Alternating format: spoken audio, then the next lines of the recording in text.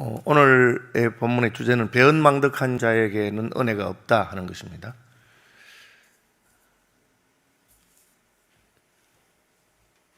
이제 오늘 본문 앞에 나오는 1절이 사실은 배경인데 사무엘이 죽었거든요. 사무엘이 죽었는데 이게 지금 다윗이 나발에게 이런 모욕을 당한 것은 사무엘의 죽음과 관련이 있습니다.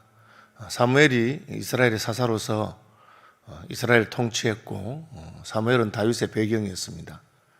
사무엘이 다윗에게 기름을 부어서 하나님의 은혜가, 하나님의 그 소명이 다윗에게 있다는 것을 밝혔기 때문에 그렇습니다. 그런데 사울은 그것을 인정하지 않고 자기 왕의 자리에 계속 있는 거죠. 사무엘이 죽어버렸습니다. 다시 말하면 다윗은 이제 자기를 지지해주는 그런 배경이 사라진 것이죠. 그래서 비록 다윗이 용맹한 장군이라고 하지만 국가를 상대로, 왕과 나라를 상대로 싸울 수는 없잖아요. 그래서 다윗은 쫓기고 피난당하는 그런 상황이었습니다. 그런데 나발이 다윗을 모욕했습니다. 21절 보시면 다윗이 이미 말하기를 내가 이자의 소유물을 광야에서 지켜 그 모든 것을 하나도 손실이 없게 한 것이 진실로 허사라. 그가 악으로 나의 선을 갚는도다. 그렇게 되어 있습니다.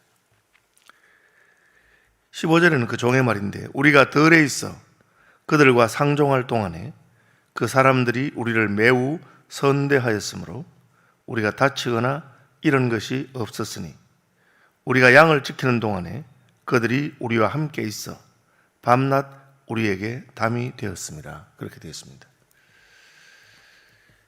이제 고대에는 힘이 지배하는 그런 때죠. 우리가 아브라함 때로부터 양을 치고 그렇게 하는데 보면은 이웃 부족들이 와서 빼앗아가 버립니다. 힘센 자들이 와서 빼앗아가죠. 농사를 잘 지어 놓으면 블레셋이나 미디안 사람들이 와서 빼앗아가 버립니다. 그러니까 그때는 그야말로 약육강식의 시대입니다. 그래서 이스라엘은 왕을 원했고 군대를 원했고 왕이 자기들 지켜주기를 바라고 그렇게 한 것입니다. 그런데 이제 그 보호가 모든 곳에 잘 미치면 좋은데 사울은 지금 그런 마음이 없습니다. 나발이라고 하는 사람은 이제 갈멜에 있는 부자입니다. 그리고 그의 부유함은 주로 양떼와 소떼와 그런 가축들과 관련되어 있습니다. 가축들은 늘 풀을 뜯어 먹어야 되기 때문에 오늘날 같으면 사료가 있는 거 아니잖아요. 그러면은 풀을 뜯어먹으면 이동을 해야 됩니다. 한 곳에 있지 않고 이동하는데 이동하는 동안에 약탈하는 다른 부족들이라든지 이런 것을 만날 수가 있습니다. 그런데 다윗은 약탈하지 않았습니다. 다윗도 이미 자기가 데리고 있는 군대가 600명이나 되기 때문에 그들을 먹여 살린다는 것은 쉽지 않죠. 그래서 정당하게 자기의 군대를 먹여 살리려면 다윗의 군대가 주둔하는 지역에 있는 양떼와 소떼를 치는 그 목동들을 보호해주고 그리고 그들이 갚아주는 그런 것으로 먹고 살만하게 됐습니다. 특별히 이제 양털을 깎는 때가 와서 양의 털을 깎으니까 그때는 추수 때와 같은 것입니다. 그래서 나발에게 전령을 보내서 정중하게 우리 군대를 위해서 좀 먹을 것을 혹은 필요한 것을 좀 공급해 주면 좋겠다. 그렇게 하는데 나발이 비웃었습니다. 왜? 사무엘이 죽었기 때문에. 다윗은 이제 뭐 그냥 수에 칠 가치도 없는 사람처럼 생각하죠. 그렇게 모욕한 것입니다. 다윗이 자기 백성들을 보호해 준 것은 하나님께서 그의 기름을 부었기 때문에 그렇게 한 것이죠. 다윗이 힘이 없었던 것이 아닙니다. 사울을 죽일 기회가 있었습니다. 동굴에서. 그런데 안 죽였습니다. 이 하나님을 생각하면서 참고 악도 선으로 갚는 사람이 다윗인데 이 나발은 다윗의 선을 악으로 갚았습니다. 마치 다윗이 사울왕에게 쫓기는 힘도 없는 그런 사람인 것처럼. 그러니까 다윗이 진노했습니다. 다윗이 진노한 것을 누가 제일 먼저 알았느냐? 양을 치는 나발의 종들이 알았습니다. 그들은 늘 다윗의 군대와 같이 있으면서 다윗이 자기 군대에게 함부로 약탈하지 못하도록 하고, 그리고 자기들을 보호해주고. 빈들에서 가장 두려운 것은 짐승이 아니라 사람입니다. 더는 무리를 지어서 오는 사람들은 두렵죠. 저들이 강도 때인지 우리를 약탈하는 건지 어떻게 알겠습니까?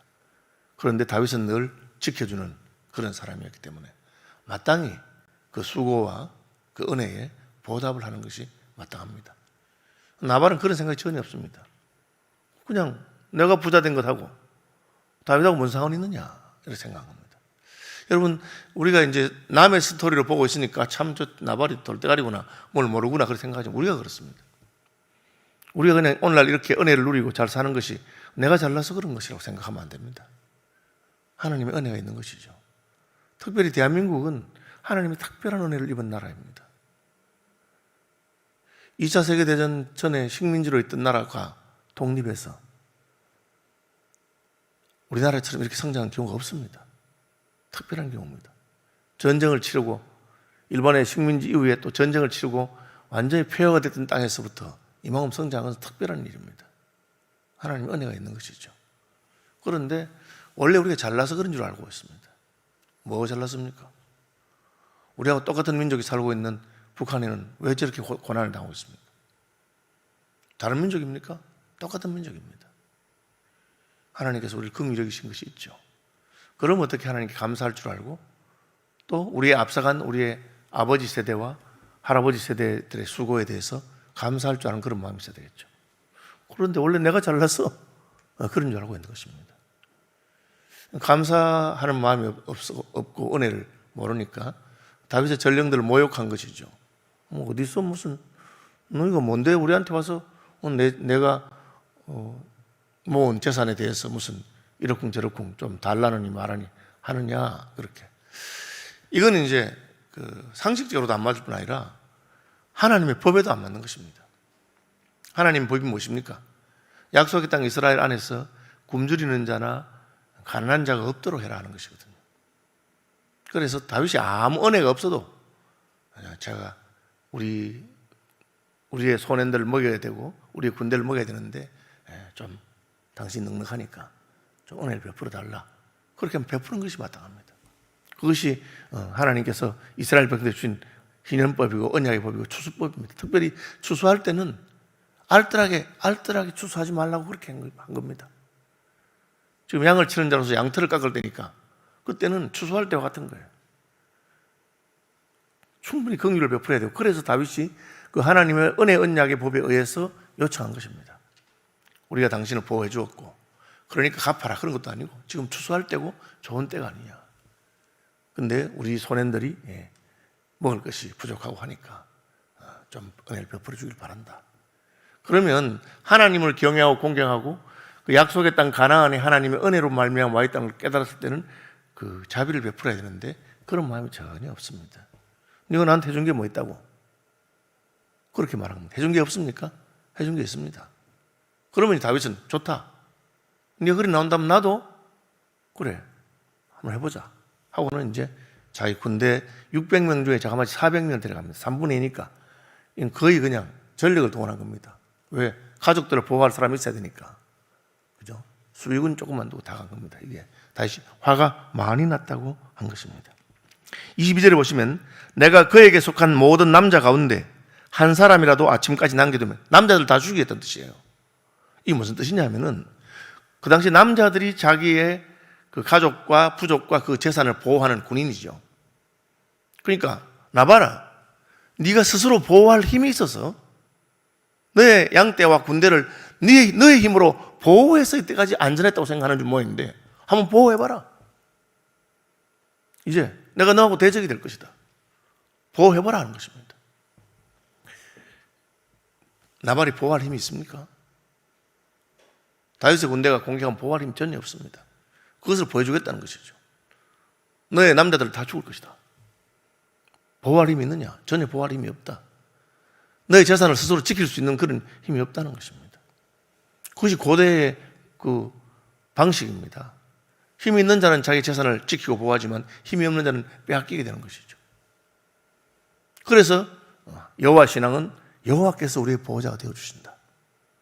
하나님 우리의 보호자가 되어주셔서 우리를 지키시고 그가 우리의 산성이 되시고 우리의 성곽이 되시고 불성곽이 되신다.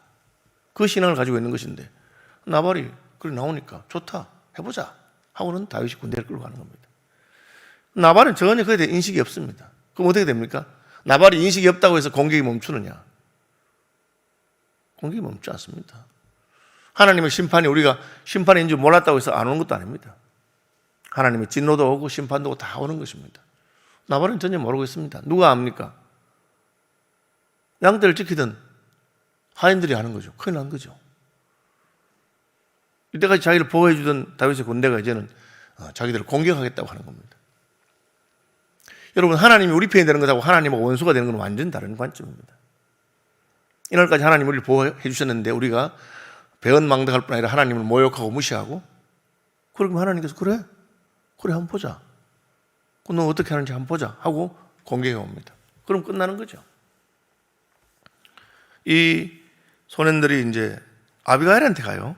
보시면 하인들 가운데 하나가 나발의 아내 아비가일에게 말하여 이르되, 왜 나발에게 말하지 않습니까? 말해도 소용이 없기 때문에 못 알아듣는 사람이죠. 그러니까 그 여자 주인에게 말합니다. 다윗이 우리 주인에게 문안하러 광야에서 전령들을 보내었거늘 주인이 그들을 모욕하였나이다.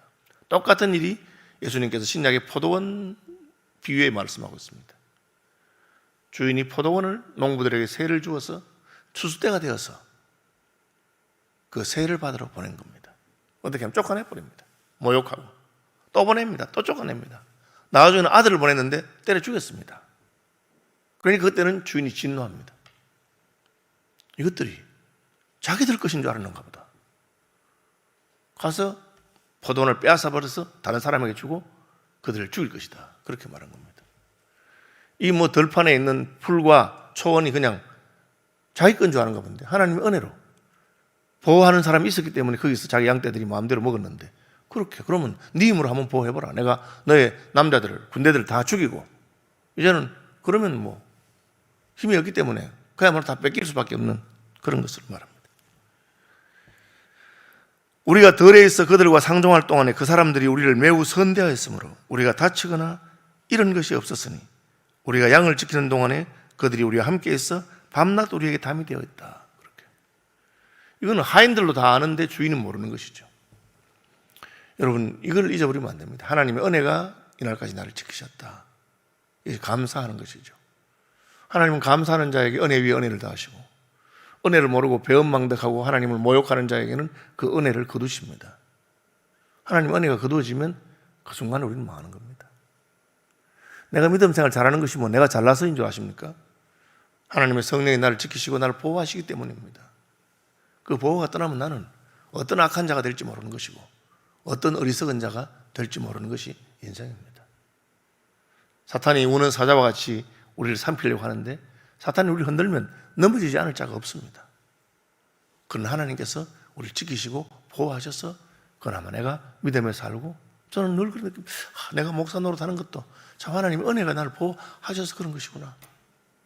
근데 그걸 모르죠. 그러니까 여주인한테 가서 일러준 겁니다.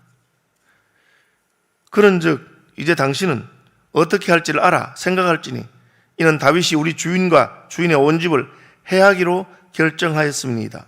주인은 불량한 사람이라 더불어 말할 수 없나이다 했습니다. 이게 이제 하인의 보고죠. 그 다음에 이제 이 지혜로운 여인 아비가일이 나옵니다. 아비가일 어떻게 합니까? 아비가일이 급히 일이 급한 거죠. 이게 머뭇거릴 것이 아닙니다. 내일 오너라 이런 게 아닙니다. 급하게 아비가일은 딱 듣자마자 알았어요. 왜? 자기 남편이 어떤 사람인지 알았기 때문에. 이 남편이 어리석은 자입니다. 하나님의 은혜를 알지 못하고, 그리고 하나님께서 기름 부어 세운 다윗을 사무엘이 죽었다고 무시해서는 안 되는 겁니다. 비록 지금 왕좌에는 사울이 있지만 하나님이 세우신 사람은 다윗이고 자기 백성을 보호하는 사람은 다윗입니다. 그러니까 왕에게 세금을 내듯이 자기를 보호하는 다윗에게 그 은혜를 갚아야 되는데 그렇게 하지 못하죠. 아비가일은 급히 떡 200덩이와 포도주 2가죽부대와 잡아서 요리한 양 5마리와 볶은 곡식 5세아와 건포도 100송이와 무화과 뭉치 200개를 가지고 나귀들에게 싣고 소년들에게 빨리 나보다 앞서가서 다윗이 군대가 오거든 잡아두란 거죠. 너희는 가라, 나는 너희 뒤에 가리라 하고 그의 남편 나발에게는 말하지 않고 갔다. 왜? 남편이 통하지 않으니까. 사실 아비가일이 결혼을 잘못했다고 할 수 있죠. 왜? 믿음도 없고 돈만 있고 욕심꾸러기고 믿음이 없고. 그렇죠. 근데 아비가일이 갔습니다.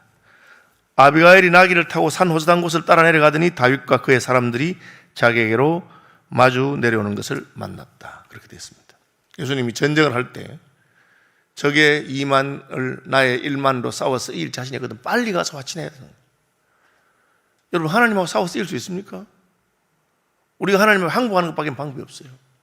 하나님이 진노한다면, 하나님께서 은혜와 긍휼로 우리를 덮으시고 진노를 연기하시고 참으셨던 것을 알아야 되는데 그걸 모르고 까불면 죽는 겁니다. 남편이 그렇게 한 겁니다.